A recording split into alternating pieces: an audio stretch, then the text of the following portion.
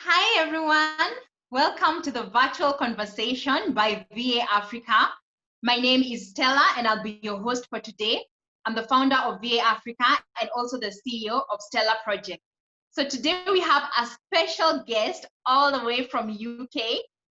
He's one of the VA recruiters, and one of the reasons we are so excited to have him today is because most of you have been asking me about what VA recruiters look for.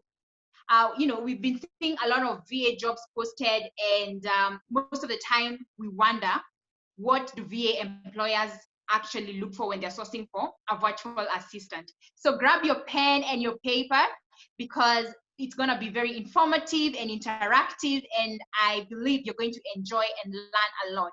So I'll welcome our guest, and he'll introduce himself. Welcome to the show. Yeah, thanks for having me. I'm Andrew Leville from the UK, as you can tell. Yeah, I'm from the second city, Birmingham. So I was born in London and raised in Birmingham. I've lived my whole life in Birmingham. Yeah, so what is it you want to know about me? What I do? Yes, I'd like. Thank you, Andrew, for making time to come and share your experience and to guide us on how to source for virtual assistants. So firstly, I'd like to know, what kind of industry do you work?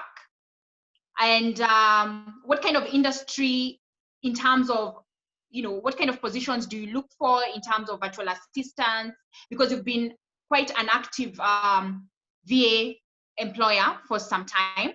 So maybe you can tell us maybe for how long you have been using VAs. Is it a new industry? Has it been there for a long period of time? And what kind of industry specifically are you recruiting for?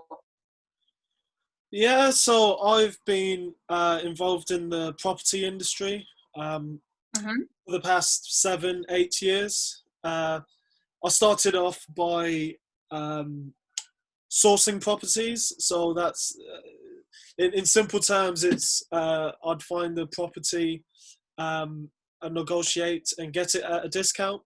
And then I would find an investor who wants to buy it, sell it to them, and make my cut in the middle, my margin, for selling it on more. So yeah, I've been doing that. Started off by sourcing properties. Before that, actually, after leaving university, I worked in Malta for a bit. So I was in the real estate industry there, working for a couple of estate agents. So that's where I first got introduced to to real estate, to property. So when I came back, I started sourcing properties, and now I'm involved in buying apartment buildings. So I've kind of done a bit of a shift, whereby I used to sell properties before, but now I'm buying. So that's a bit about what I do in terms of virtual assistants. I've been hiring them for at least 2 to 3 years in. Started in property. Yeah. So which was good, because I learnt about virtual assistants quite early. In my journey in the property industry. So I've got virtual assistants to do various jobs for me, such as help with social media, such as handling emails and dealing with chat, the online chat services for me, and also just helping with appraisals and helping me to find properties. So yeah, it's been I've probably hired maybe not that many, maybe 10 to 12 over the past few years. So I've got a bit of experience with working with virtual assistants. That's very good information, because it shows that the VA industry has been around for quite some significant period of time.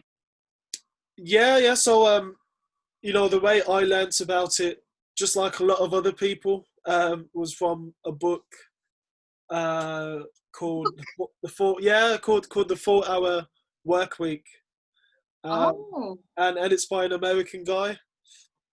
And what he was showing is that he would hire people from the Philippines, Mm-hmm. virtual assistants who would do a lot of the jobs. And the reason why he would hire from the Philippines is because they sound American. They have these Mm-hmm. American accents, and and also they are cheap to hire.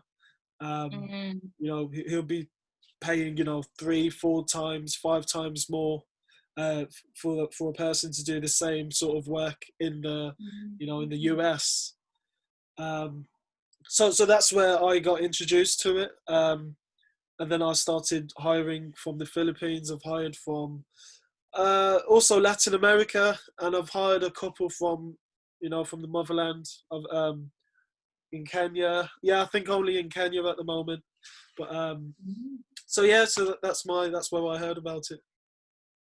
Oh, great. That means that VAs are actually found across very many countries in the world. And I especially had Kenya. So I'm curious to know, where do VA recruiters source VAs from? For example, like in Kenya, do you fly here? Do you, advertise like in the media? Where do you get VAs? Yeah, well, the clue is in the title. They're virtual assistants. So Uh-huh. everybody, all the people I've hired, I've never met anybody in person. Um, Wow. so when I started out, there were two main websites, Odesk Mm-hmm. and Elance. Those were big websites whereby that's where you'd find it's like a marketplace where you'd find all the different talent, all the different virtual assistants on there. Since then, a few years back, they merged together, and now the website's called Upwork. So that's the main place where I search for VAs. There are other places such as Facebook groups, which I haven't used much. But there are groups with loads and loads of virtual assistants on there, in which I've Mm-hmm. put out a few jobs, and I've had quite a few applications in that way. Yeah, so that's where we find them. Interesting history that I didn't even know about, the growth of Upwork. And interestingly, you have mentioned that there are certain qualifications that you seek from a VA, because I can imagine that you get so many applications from different VAs. So what exactly do you look for? Do I need to have an education, in terms of master's or some degree of sorts, aside from having an American accent, or what exactly do you look out for? Yeah. Well, being in the UK, I don't really require anybody to have an American accent. That's not really, it's not really, it's not really needed. It's not necessary in the UK. Mm-hmm. You know, one of the one of the things I look for is I wouldn't say I really. It depends on the job. It depends on how complex the job is.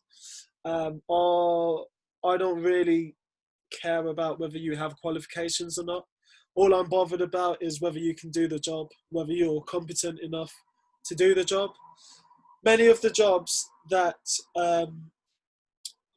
that people in my position are are looking for VAs to do, they're very simple jobs.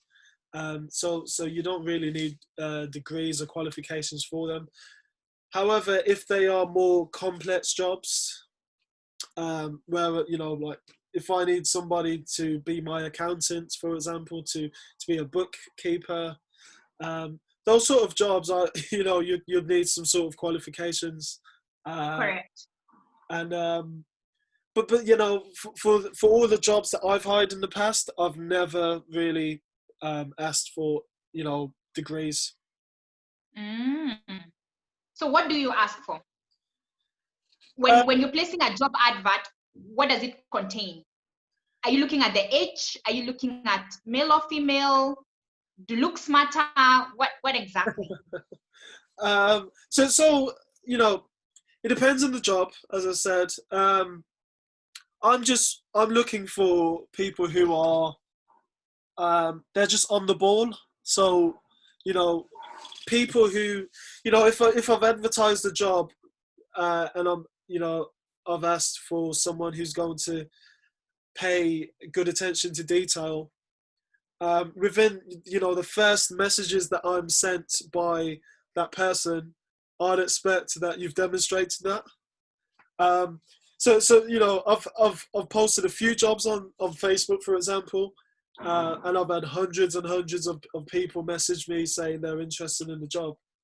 And I know you asked me this before, you know, people were asking why, because in my ad, I had like an odd word, souls, and I asked people to, within my description, my job description, somewhere in the middle, I wrote, in your cover letter, can you write the word souls? Now, it could have been any word, could have been jumper, it could have been ball. So that's an easy way for me to to sift out all the people who do not pay attention to detail. So it's very easy for me to go through hundreds of applications very quickly, just by, first of all, seeing whether they wrote the word in, if they included the word. So you know, what I found was, so are you frozen there? Are you there? Yeah, I'm there. Sorry for that. That's all right. Yeah, so what I was saying, what I found with writing the secret word, as it were, is that most people, they were just applying for the position and they hadn't read it, because I'm looking for the word and it's nowhere there. So automatically, I don't need to read anymore, because that's the first thing I'm looking for. You've demonstrated to me that you've rushed your application. You don't pay attention to detail, and that's the end of, you know, that's the end of our interaction. The next thing I'd look for is, it also depends on the job. The last job I posted was to do with, you know, someone who is really good at making calls, writing emails. So what I was really after is someone who's got really good English communication, really good grammar. So then that was the next stage for me. So let's say they've put in the secret word, so they've passed that test. The next step is, have they written in really good English? And then in most cases, no. In most cases, it was no. So you know, piece of advice I would have for people if they're applying for jobs is, you know, you've got free online pieces of software that could check your grammar for you, such as Grammarly. You know, why don't you, before you send a message, why don't you just put the text into Grammarly or put it into Microsoft Word, where it could look at all your spelling mistakes or your incorrect grammar before, you know, and then you send the message, because straight away it indicates to me that you've rushed it, or you just have bad grammar, so you wouldn't be good for the job. And then another thing, lastly, I'd say, is when people, you know, specifically I've put in the post that, you know, send me a cover letter explaining why you'll be good for the job, etc. And then I get messages where they just send me a CV, or they send me a message saying interested. So automatically, I'm not even going to respond, because you've demonstrated that you're probably not good at following instructions. So those are a few things there. Wow, that's very informative. So guys, you've had it. The cat is out of the bag. Follow instructions, be keen to details, and it's that simple. It's not as complicated as, you know, having a million degrees and masters. Just follow simple instructions from the VA recruiter. And I'm curious, an experienced VA versus a newbie, who would you go for? Does experience come into play? Or are we newbies out of market? No, I've hired newbies. I've definitely hired newbies in the past. Yet again, I'm repeating myself. It depends on the job. If the job is quite complex, where I need somebody with experience who I know has really good phone etiquette, is really good with emails, is really good with customer service, then I'm going to go for that person. However, if if the person's a newbie and they don't necessarily have that sort of experience, and I'd have to show them, then I'm not really going to go for them for that position. But however, if it's a simple job such as data scraping, whereby I need somebody just to go on certain websites and get all the contact information and just pull it on a spreadsheet for me, then you don't really need experience. All you need is just common sense and and that's it, you know, for that sort of role. Great. So I guess there's opportunities for all of us, veterans as well as newbies. And I'm curious to find out how do you determine the rates that you pay the VAs? Is there like a market where, you know, a buy and sell? Is it dependent on the law of demand and supply for the services, or is it just an abrupt figure that you come up with? Well, unfortunately for VAs, it's an employer's market, in terms of there's just so many VAs out there. So I could put an ad out, and the rate that I'm expecting may be lower than maybe they'd be used to, or they'll be willing to work for. The way how I set it is, well, first of all, I'm going to look at my budget. What is my budget? How much do I have for a VA? How much do I have to spend on the VA? At this rate, what's fair for the VA? What's fair for myself? And then how far would my budget go? How many hours could I get out of a VA for this? And then, you know, and then also, if it's a more complex job, I'd look at what the other rates are, of what, you know, VAs are being paid for that sort of role. Good. And when it comes to a CV, for example, is it necessary really, or it depends on what you as the recruiter feel like? You know, do you ask for a portfolio or a CV? What should we have in place as VAs when it comes to applying for a job? I think you should always have a CV. Always have a CV ready, just in case. Not everybody's going to ask for a CV. I don't think I haven't always asked for a CV. When it's been really simple jobs, I haven't asked for a CV because it's just not necessary. But then, yeah, just always have it ready, because there's nothing worse than someone who's just not prepared for a job, or just not prepared to get the job. So if you've stated that you're interested, and I've asked you for your CV and you haven't got it, then it indicates to me that maybe you're just not ready for the job, or maybe you're a bit laid back. It's kind of sending that message to me. So I'd suggest you do have a CV ready. But it's not always. But then again, it depends on Yeah, it's not always going to be asked for, but it depends who the employer is. Okay, correct. And in most cases, I see sometimes there's an advert for a full-time VA and a part-time VA. So what's the difference? Well, it's just like a normal job. Full-time, it could be 39, 40 hours a week. Part-time could be anything, 5 hours, 15, 20 hours per week. Oh, okay.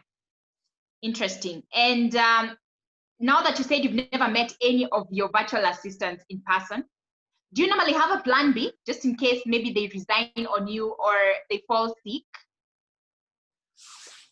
Well, it's a good question. I mean, I should really have backups, contingency plans. But for me personally, I don't. If somebody leaves the job, then I'll just, there's so many VAs out there. I'll just post the job again.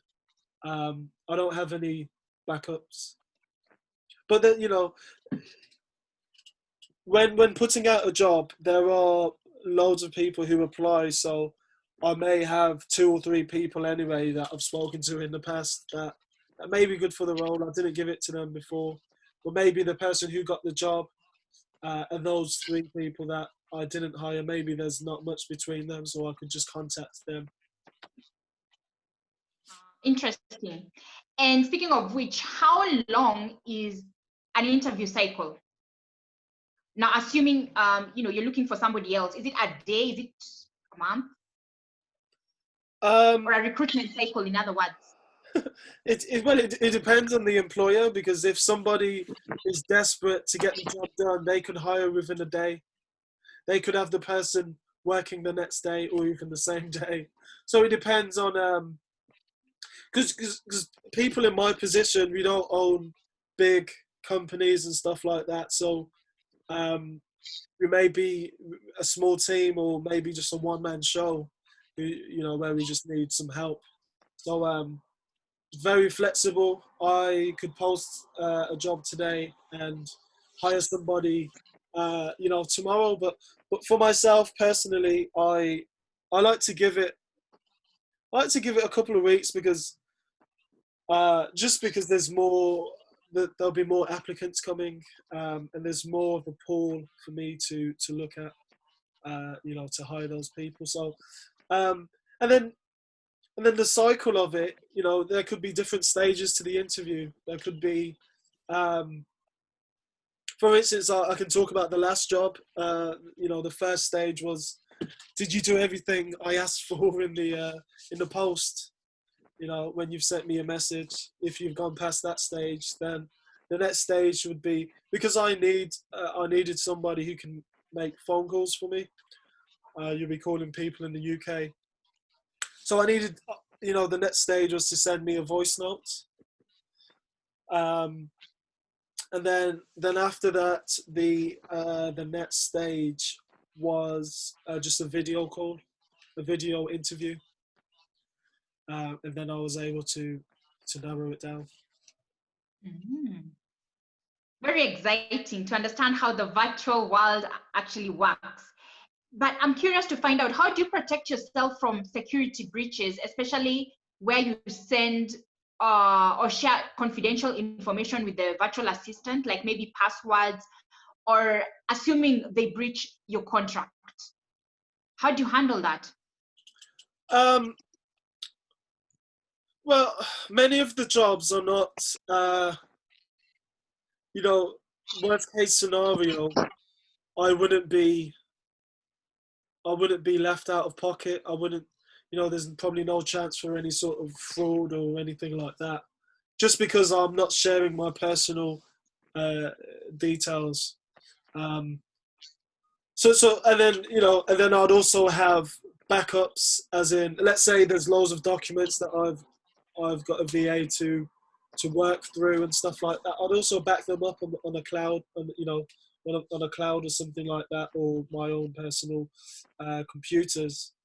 I do, my brother also hires virtual assistants, and I know he's had virtual assistants basically do payments and stuff for him. So wow. so they'll have to go out and buy stuff, or order stuff for him, get it sent to his business or his home or something like that.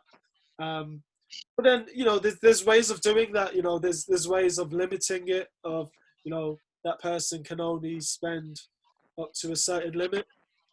But the way how he protects himself is that, and also I do it, is we ask for full ID, full identification from the virtual assistant. So we know where you live, we know we've got photo ID, we know everything.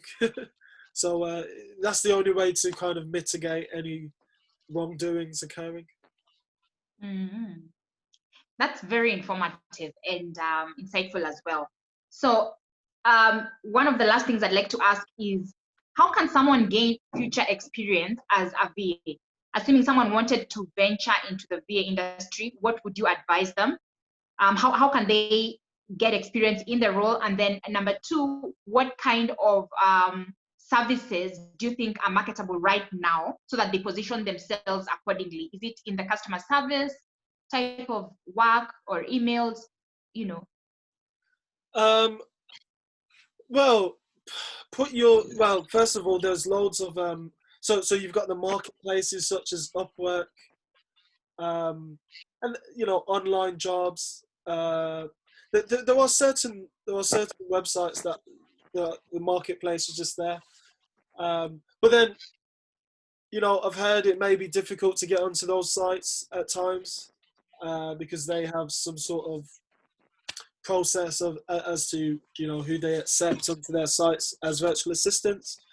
So you could join groups like yours, whereby you can learn how to be a virtual assistant, but then also you could come across certain job opportunities that will be on there.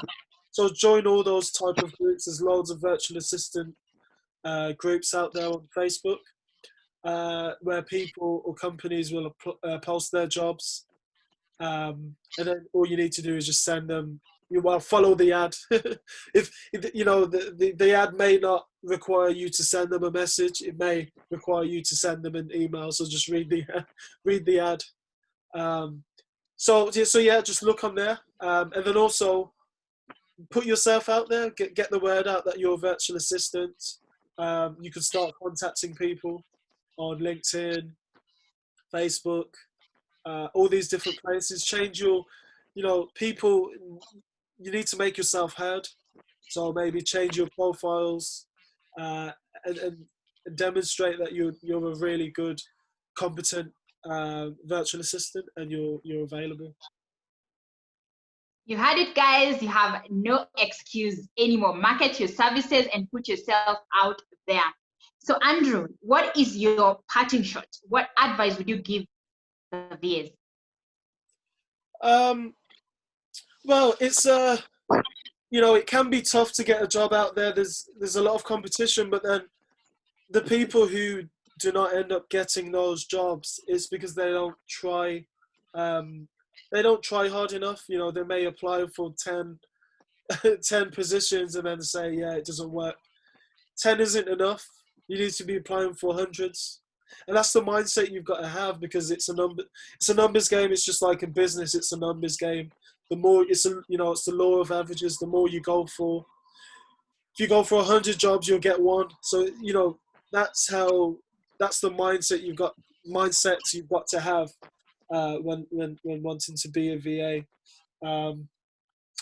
Also, just whenever you're applying for the job, just take care in your application. Make sure there's no mistakes, spelling mistakes, or anything like that, because it's for someone applying for the last job position I posted for. You didn't even get looked at if you demonstrated that you weren't looking at your grammar wasn't good, stuff like that. So and then also just be professional. If you say you are going to meet a person or join a meeting at that time, you should be there 10 minutes early. There's no way you should be there late for the interview or anything like that, because it's certain, we're always looking for red flags, because if we've asked you to do this and you haven't done it, then it's a big red flag. You may not be good for the job. Certain employers would also do small tests as well, which I've done in the past, where we ask you to demonstrate that you're able to do a certain task or a certain job. And so yeah, that's my advice. Just go for it. Just go for it. There's loads of jobs out there. The reason why myself and Stella got in contact is I posted a job on your group, and the reason why I did that is because I've hired a lot of VAs from the Philippines and stuff, but then there's I had the thought that I'd want to just hire my own as well. Why can't I go back to the motherland and hire people? From there, loads of people are competent. Loads of people can do the job.